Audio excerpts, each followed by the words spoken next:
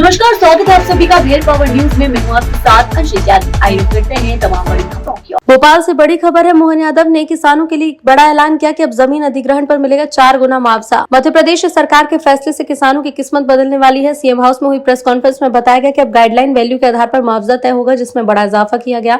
नई व्यवस्था के तहत ग्रामीण इलाकों में किसानों को जमीन का 4 गुना तक, शहरी क्षेत्रों में 2 गुना मुआवजा मिलेगा। सरकार ने कहा कि इससे किसानों को जमीन का सही मूल्य मिलेगा और आर्थिक मजबूती आएगी। साथ ही विकास परियोजनाओं में आ रही रुकावटें कम होंगी और काम पूरा होगा। विकास के संकल्प के साथ आगे बढ़ रहे हैं और इसीलिए मुझे लगा कि ये बड़ा विषय है।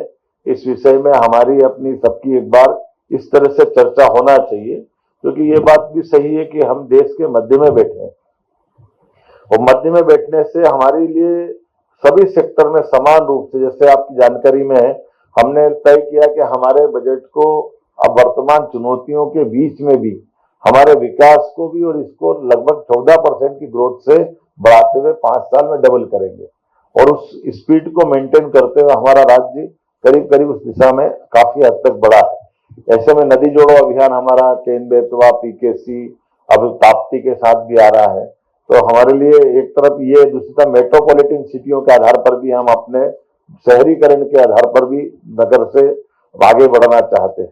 तो स्वाभाविक रूप से इसमें अगर हम बढ़ते हैं तो हमको ये लैंड एक्विजिशन पे बड़ा निर्णय लेना पड़ेगा। मैं केवल एक आंकड़ा बताना चाहूंगा कि हमारे पास ये 2023-24 में अब तक 3 वर्षों में 55,530 किसानों के विभिन्न परियोजना में 16,000 करोड़ की राशि का मुआवजा हमने अभी तक वितरित किया है।